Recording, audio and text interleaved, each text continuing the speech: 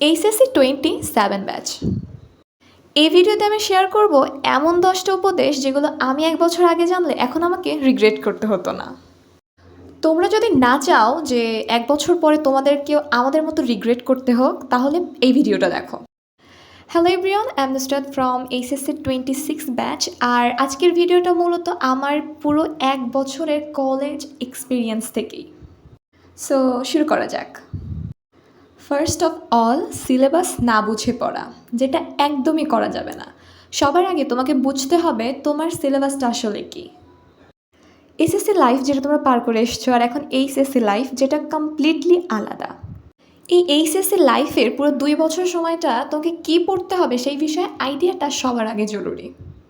So প্রথমেই পড়া start করার আগে সিলেবাস সম্পর্কে আইডিয়াটা নিয়ে নাও।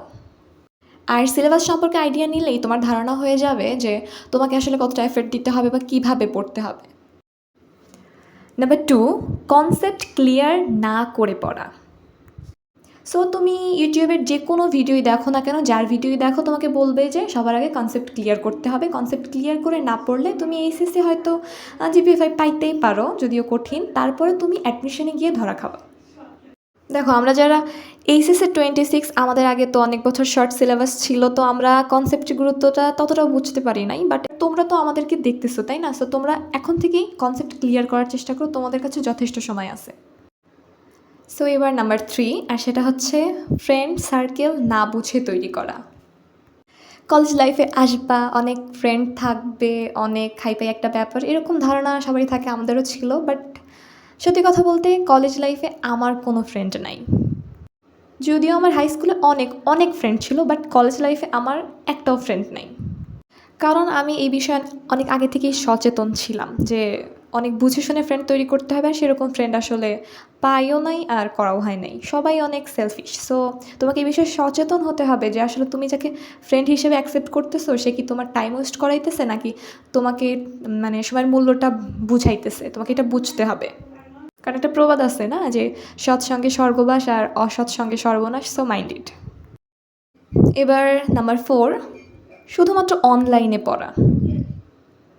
ভাই, অনলাইনে পড়াটা একটা স্ক্যাম। আমি এরকম বলবো না, বাট স্ক্যাম যে না এরকমও না। ব্যাপারটা অনেক রহস্যময়। এটা ডিপেন্ড করতেছে তুমি কেমন, তুমি কি নিতে পারবা নাকি পারবা না। কারণ অনলাইনে পড়তে কেউ তোমাকে পুশ করবে না, যেটা অফলাইনে আমরা দেখে থাকি যে এখানে অনেক কী বলে জবাবদিহিতার ব্যাপার থাকে, বাট অনলাইনে সেরকম থাকে না। এটা একদম নিজের উপর ডিপেন্ড করে যে আমি আসলে নিজেকে কতটুকু পুশ করতেছি। সো তুমি অনলাইনে পড়তে আসা, তুমি পড়বা নাকি স্ক্রল করবা সেটা একান্তই তোমার ব্যাপার। সো আমি বলবো যে যাই করো অফলাইনে কোনো একটা সাবজেক্ট অবশ্যই অফলাইনে পড়ো।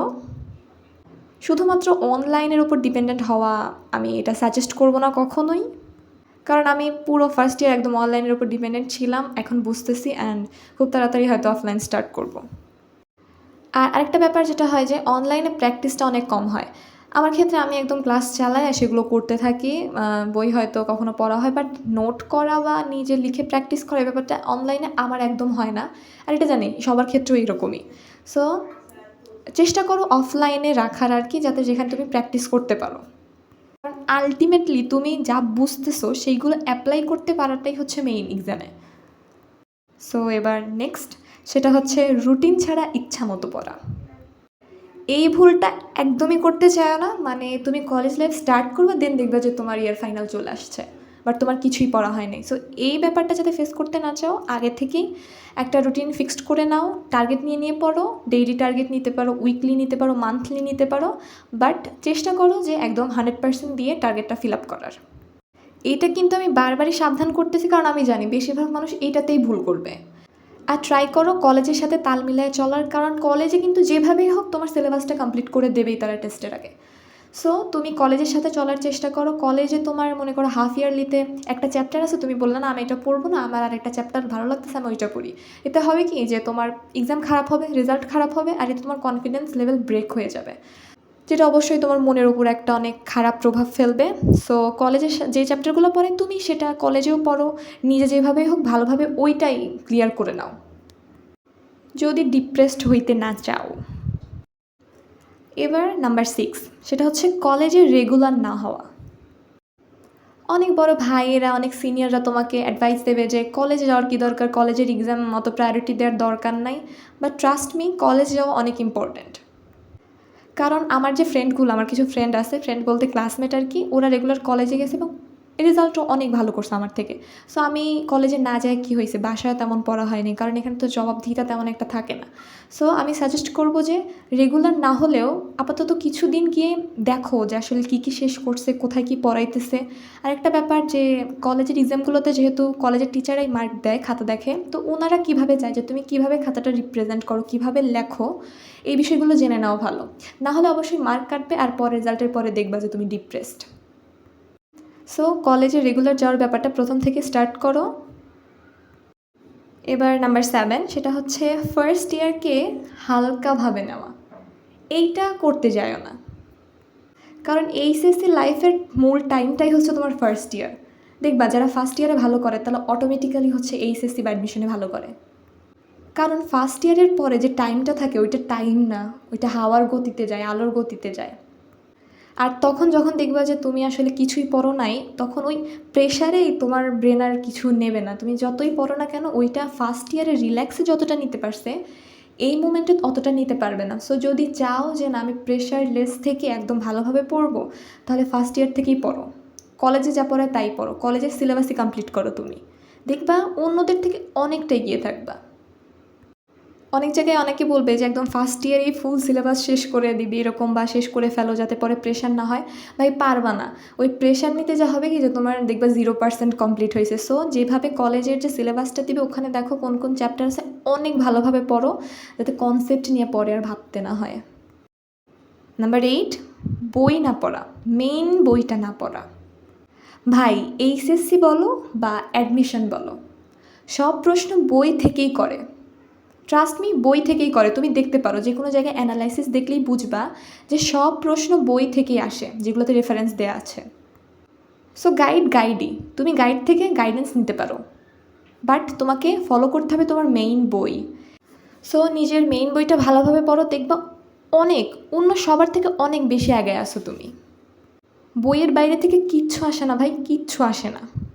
আর আরেকটা ব্যাপার যেটা হচ্ছে তোমাকে অনেক রাইটারের বই কিনতে বলবে, বাট একটা রাইটারের বই কি তুমি হচ্ছে একদম মেইনলি নিয়ে অন্যগুলো ফলো করতে পারো, বাট সেগুলো পরে। আগে তুমি একটা রাইটারের বই একদম কমপ্লিট করে ফেলো, সেখানে যেন কোনো গ্যাপ না থাকে। সো এবার নাম্বার 9, সেটা হচ্ছে মেন্টাল হেলথকে প্রায়োরিটি না দেওয়া। এটা কইরো না, কারণ তোমার ব্রেন তোমার পড়াটা কতটা নিতে পারতেছে, কতটা ধারণ করতে পারতেছে, কত অ্যাকসেপ্ট করতে পারতেছে, এটা কিন্তু ডিপেন্ড করে তোমার মেন্টাল হেলথের ওপর। সো নিজের মেন্টাল হেলথকে প্রায়োরিটি দাও, ঘুমটা ঠিক রাখো, ইবাদত করো নিয়মিত। দেখো এখানে কিন্তু আল্লাহর সাহায্যের অনেক দরকার আছে, কারণ শুধুমাত্র নিজের এফর্ট দিয়ে এতটা গেইন করা সম্ভব না যতটা তুমি চাও আর কি। সো এখানে অবশ্যই আল্লাহর সাহায্যের দরকার আছে। প্রেয়ারটা নিয়মিত করো, ঘুমটা ঠিকভাবে দাও, দেখবে যে তুমি অন্য সবার থেকে অনেক বেশি করে ফেলছো। সো মেন্টাল হেলথকে প্রায়োরিটি অবশ্যই দিতে হবে। আর নাম্বার 10, যেটা অনেক ইম্পর্ট্যান্ট, যেটা তোমাকে আসলে সেলফ রেসপেক্ট শেখাবে, সেটা হচ্ছে অন্যদের সাথে নিজেকে কম্পেয়ার না করা। তুমি অন্য কেউ তোমার সাথে আসলে তুলনায় যায় না, বা তুমি অন্য কারোর সাথে তুলনায় যাও না, সবাই ডিফারেন্ট। সো নিজের এবিলিটিটা বোঝার চেষ্টা করো, আমি কি চাই, আমার কি ক্ষমতা আছে। এর বাইরে গেলে দেখবা কি, মানে এর বাইরে যাইতে চাইলে দেখবা যে তুমি আসলে কোথাও যাইতে পারো নাই। সো নিজেকে বোঝার ট্রাই করো, তোমার কি ভালো লাগে, তুমি কতটুকু পারো সেটুকুই করো। অন্য কারোর সাথে কম্পেয়ার করতে চাই নিজেকে ছোট কইরো না। এক্ষেত্রে কী হবে, তুমি আসলে হীনমন্যতায় ভুগবা, নিজেকে অনেক ছোট মনে হবে। সো নিজের কনফিডেন্স লেভেলটা ব্রেক করতে যায়ও না। তুমি নিজের লেভেল বেস্ট দিয়ে ট্রাই করো, ইনশাল্লাহ সবার থেকে বেশি উপরে যাইতে পারবা।